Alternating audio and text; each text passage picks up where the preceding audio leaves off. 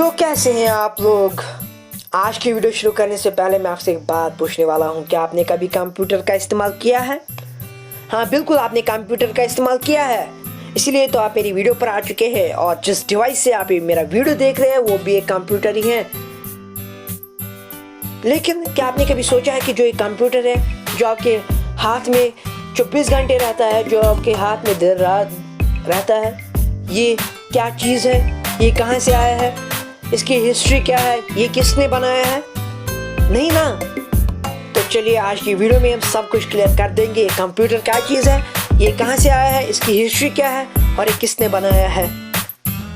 Welcome back दोस्तों, मेरा नाम है रोमान और आप देख रहे हैं नॉलेज वर्ल्ड। तो वीडियो मेरे साथ बने रहिए और वीडियो को ज़रूर एंड तक देख लीजिएगा ताकि आपको कंप्यूटर के रिलेटेड सारे कन्फ्यूजन्स क्लियर हो जाए। लेकिन आज का लेक्चर शुरू करने से पहले मैं आपसे एक रिक्वेस्ट करना चाहता हूँ। यार आप पहले वीडियो देख लेते हो, उसे फ़ायदा हासिल करने के बाद आप फिर वीडियो को सब्सक्राइब नहीं करते, ना फिर बेल आइकन पे दबाते हो, ना ही आप वीडियो को लाइक कर देते हो। यार फिर हमारा फ़ायदा क्या है वीडियो बनाने का आपके लिए। हम आपके लिए दिन रात मेहनत करते हैं ताकि आपको कुछ सब नॉलेज मिले। आपकी तरफ से हम तो भी इतनी मेहनत करते हैं कि हम चाहते हैं कि आपकी तरफ से हमें प्यार मिले, यानी क्या आप हमें सब्सक्राइब करके ये एहसास दिला सकते हैं कि हम आपके साथ हैं। इसलिए हम आपके लिए नए नए वीडियोस लेकर आएंगे, आपके लिए नए नए वीडियो जो है वो लाएंगे ताकि आप किसी परेशानी का सामना ना करो आगे।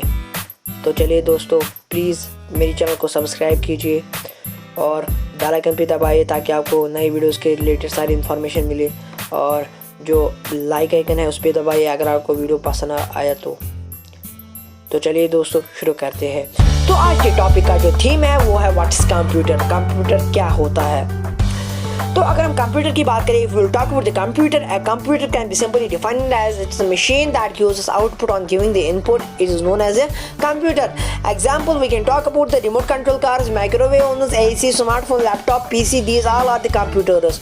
But if we talk about the higher level definition, you can simply define the computer as a computer is a programmable electronic device that accepts data, performs operations on the data, and presents the result and stores the data when needed. Or we can say that it stores the data for the future use and we can open it anytime when we need it, when we are in the need of the data. So basically we know that we control the computer through the programming. And so talking about the first talking about the computer, here you can see the image of the computer. It is the computer here you can see it image there. It is a part of the computer and the name is CPU, central processing unit, and here is the keyboard, here it is the mouse, and here it is the monitor. So here this is the image of the computer. But have you ever thought about who gave the idea of the computer first? So let me show you. So talking about the idea of the first computer, it was given by Charles Babbage. Charles Babbage was a famous mathematician who firstly gave the idea of building the computer, and he is also known as the father of computer. He was born on 1791 and he died on 1871 at the age of 79. So why he was called the father of the computer? You can simply define the term as he was called the father of computer as because he gave the first idea of the computer. He was the first person to give the idea of the computer. So on the basis of this idea, the computers were built, which later made our work easier. So there was a lady that was known as Ada Lovelace. Here I can show you the pic of her. Here you can see the picture of Ada Lovelace.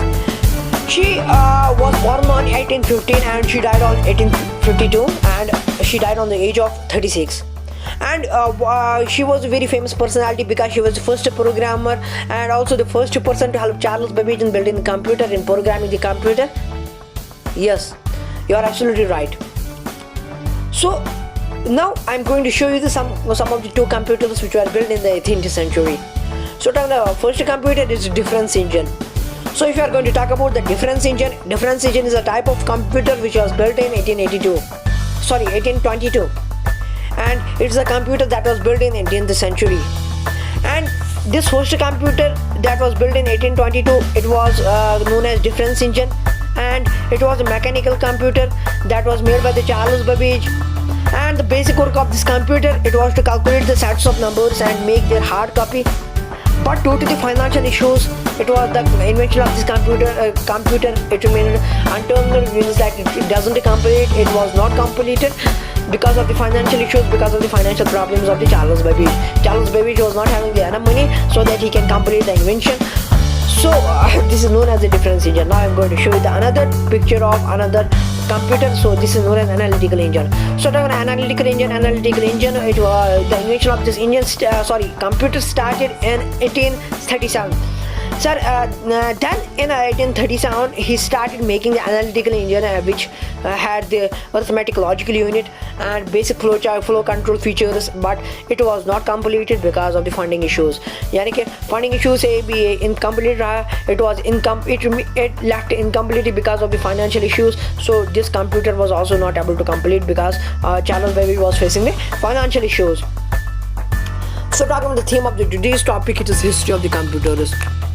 Here, as I already told you about the computers that were built in the 18th century, namely difference engine and analytical engine.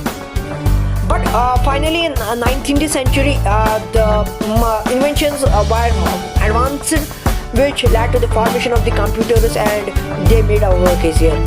So, talking about another theme of the topic, it is history of computers. So now we are going to read about the history of computers. So talking about history of computers, history simply means to know about the past life. Here we are going to read about the past computers. So finally in 19th century the vacuum tube transistors were made, and then from that the electrical computers started to run, means that the electrical computers started to work, and then successfully their technology got advanced.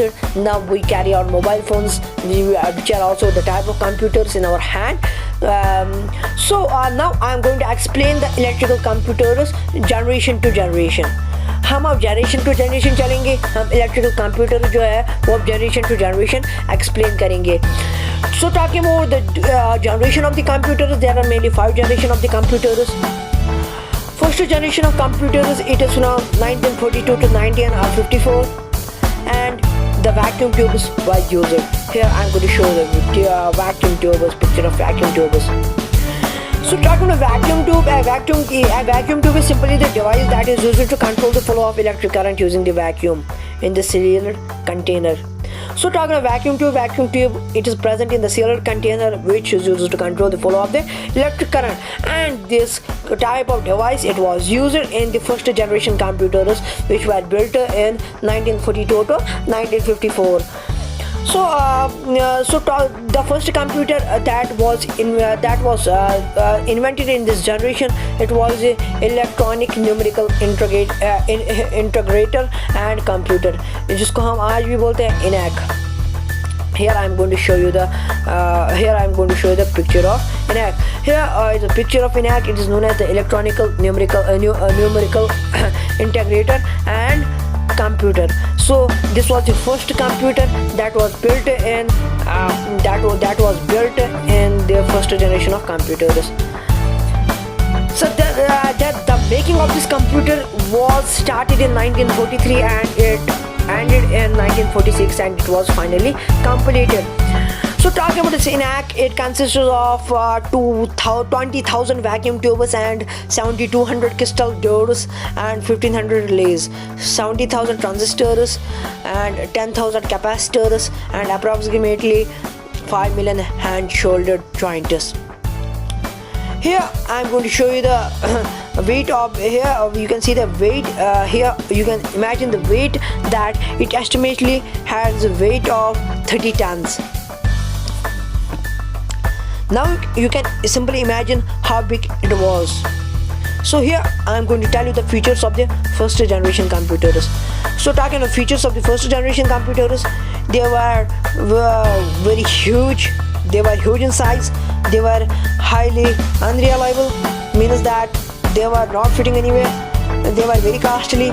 They were not for the commercial use. They were difficult to use. The generations of first generation computers, they generated a lot of heat, so AC was needed so that it can cool the heating of the computers. So it consumed a lot of electricity. Similarly, this ENAC, it has also the same features. Now here you can see the picture of ENAC, which is electronic numerical integrator and computer. Here you can see, here you can imagine how much big it is. So if you will talk about the second one, it is EDVAC. So you can simply pronounce it EDVAC. So you can simply it's a full form. Its full form is electronic dry its full form is electronic dry it's variable automatic calculator. So here you can see the man who built the EDVAC. So talking about this computer, here you can see the image of this computer, and now I'm going to show the third one image. So here it is UNIVAC, which is known as the Universal Automatic Calculator. And then I'm going to show the fifth one. It is IBM 60, and IBM 60, it was the computer that was built in the first generation. So now we're going to talk about the second generation of computers. Talking the second generation of computers, it was from 1952 to 1964.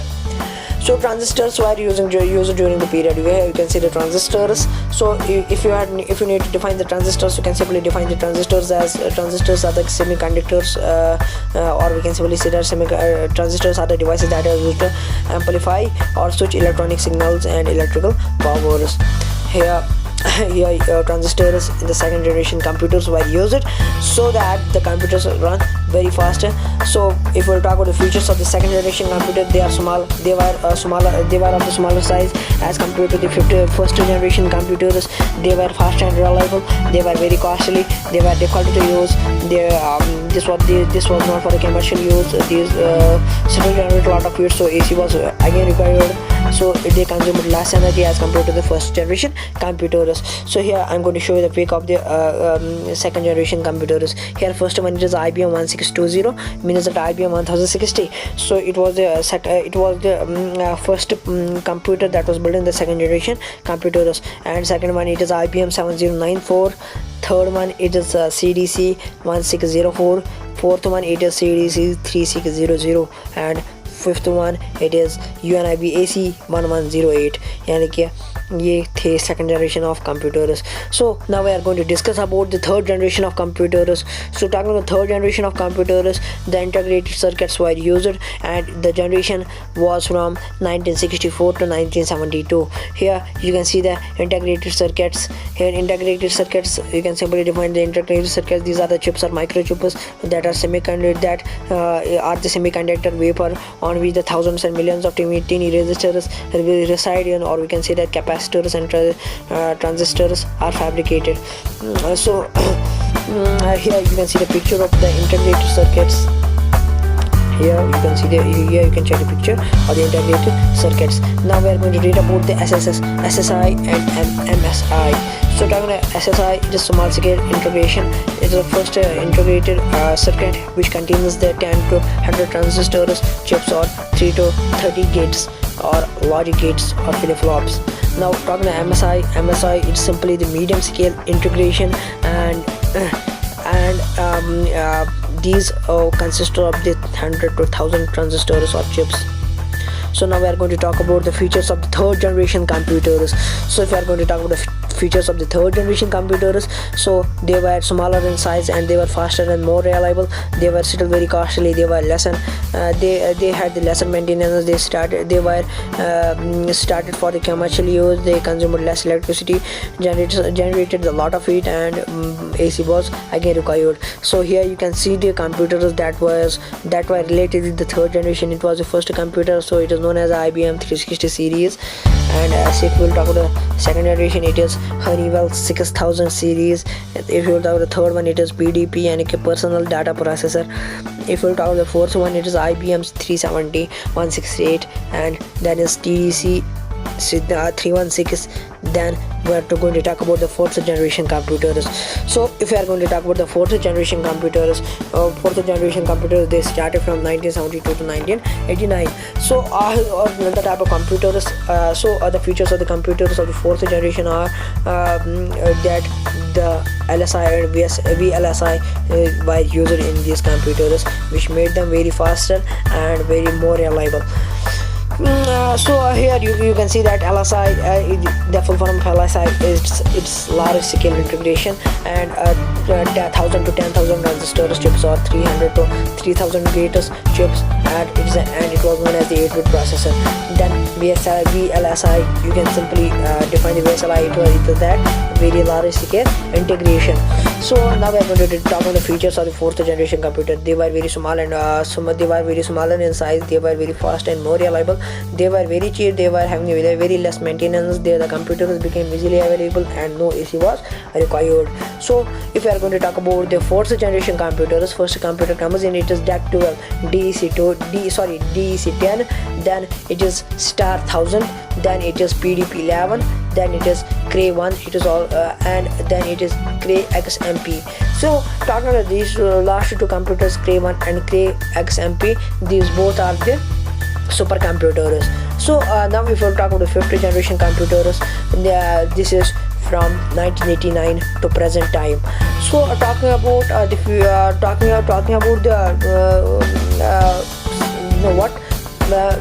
what devices that are used in the fifth generation computers. This is ULSI and GSI. So first of all, we are going to talk about the ULSI. So it is ultra large scale integration, and second one is GSI, it is great scale integration. So these are used in the fifth generation computers. So if we are going to define the features of the fifth generation computers, they are very fast and highly reliable. They have availability of very powerful and compact computers at the cheap rates, and there was advancement in the parallel processing. There was a development of artificial intelligence, and there was advancement in the superconductor technology. So here you can see the first computer that is included in the desktop. So for fifth generation computers consist of first one desktop, second one it is laptop, third one it is notebook, fourth one it is ultrabook, and fifth one it is Chromebook, and sixth one you can simply define it as a mobile phone. So this was the today's lecture.